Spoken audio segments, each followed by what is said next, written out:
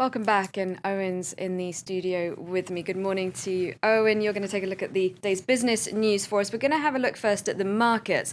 They started the week off pretty well, but now they've taken a battering because of that warning from Standard & Poor's. Somebody's not read the script here, Claire. It's only a couple of weeks away from Christmas. Investors are supposed to be out to lunch, having their Christmas parties. This was supposed to be a nice, easy week or a nice period in the run-up to Christmas, but the reality is far from that, of course, with that downgrade by Standard & Poor's has certainly given investors pause for thought. The Asian markets well down this Tuesday morning. The Nikkei finished the day's trading at 1.4% in the red. The Hang Seng is currently off by a similar amount, and so the story continues for the Shanghai Composite and the Kospi. Remember this, at the beginning of this week, there was some optimism that Europe might be able to sort itself out by the end of the week.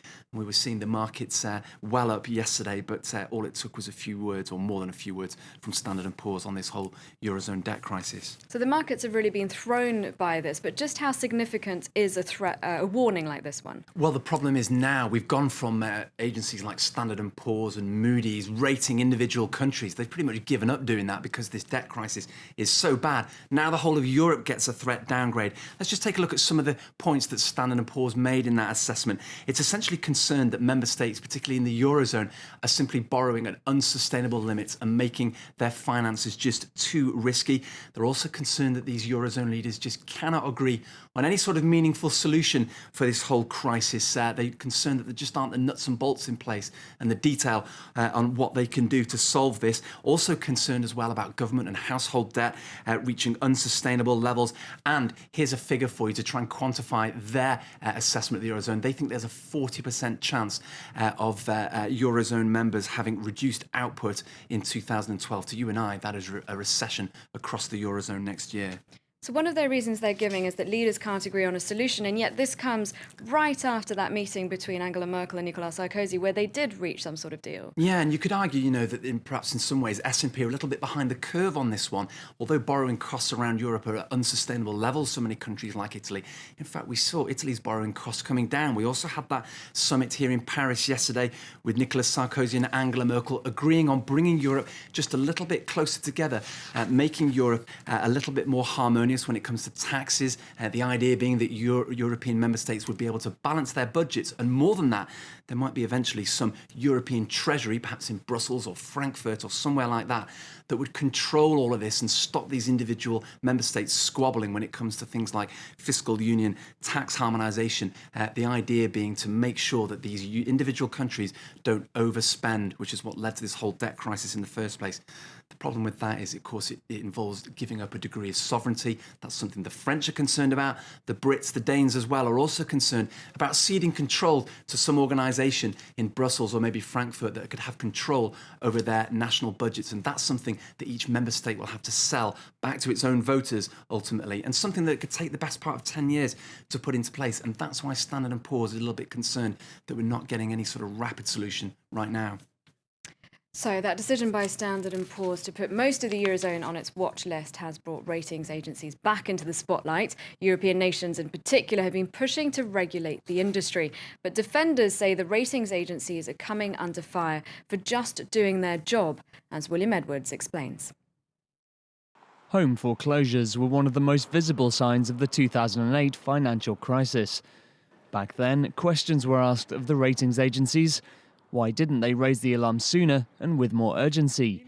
Nicolas Sarkozy was among those who thought the solution was better regulation of the industry. We want to put in place controls for the ratings agencies. Because they've failed, no financial institutions or funds should be allowed to escape control by a regulatory authority. More recently, the agencies have been under fire again, not for doing too little, but for going too far with their downgrades of crisis-hit Eurozone nations. Critics say they have undue influence on the Eurozone's decision-making process. Concerning rating agencies, I think it is important that we, that is, the IMF, the European Central Bank, and the European Commission, don't let them remove our power of judgment. Defenders of the ratings agencies argue that they're always going to come under fire for difficult calls, and that falling ratings are an effect of the Eurozone debt crisis rather than a cause. But such arguments might not be enough to save them from stricter regulation. Last month, the European Commission put forward proposals that could see the ratings industry opened up to more competition and oversight. The timing of Standard & Poor's latest announcement is unlikely to help the agencies in this battle with the regulators. OK, let's get a bit more of the day's company news now. HSBC shares have edged down 1.5% in Hong Kong after the banking giant was hit with the biggest ever fine handed out by UK regulators.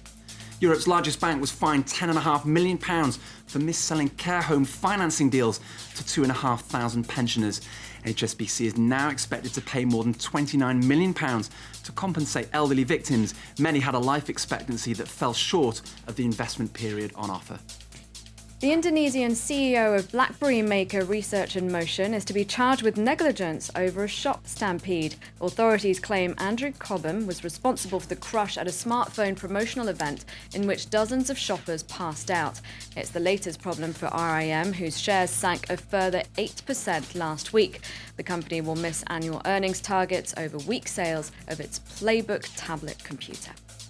And the US Postal Service has signalled the end of next-day delivery with a programme of cuts aimed at preventing bankruptcy.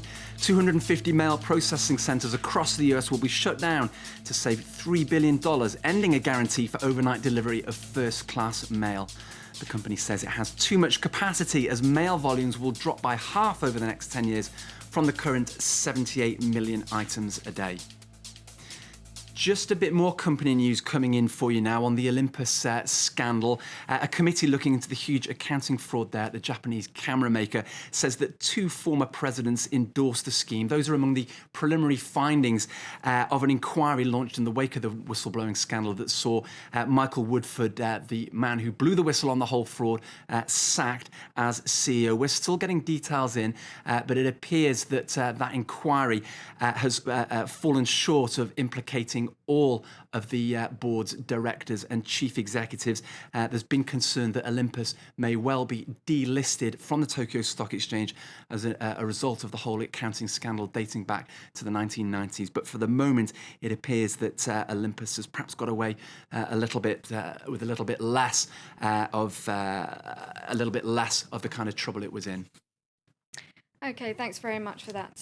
Look at the day's business news, Owen Fairclough. And before we go, today's a special day here at France 24. It's our 5th birthday, so we've got all sorts of treats lined up for you, including special guest editors and special reports.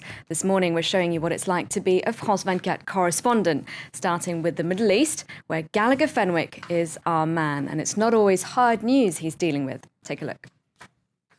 There really isn't a typical day in the life of a Jerusalem correspondent, so I guess I could simply show you what I did this week. On Monday and Tuesday, I'm chasing Roberto Cavalli at the Tel Aviv Fashion Week, a rare event in Israel and not something I get to do very often around here. First of all, you look very handsome tonight. Okay. And on Wednesday, way less sexy.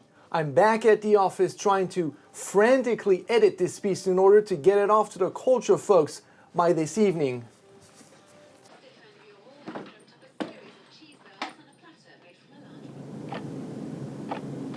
On Thursday, I'm off to Gaza, a trip which necessarily begins with this long fenced-off corridor which goes from the Israeli terminal into the Palestinian enclave. My job today is to locate one of the former prisoners who were released in the swap between Israel and Hamas and whom I had interviewed back then. We're told that he's somewhere in this Hamas gathering. No luck in finding our character so far. I want to show what these former inmates are becoming and what they're doing with their new lives. So we've finally found the character I've been looking for. He's at the very end of the crowd. Now I have to convince him to be part of my next report in Gaza. After a brief conversation, he agrees. Mission accomplished. I can now return to Jerusalem. On Friday, I'm back at the office. I just got out of Gaza. Again, I'm frantically editing in order to get this piece to Paris as fast as possible for France 24's 5th anniversary. So happy birthday. Oh, and yes, I never change clothes. I don't have time for that.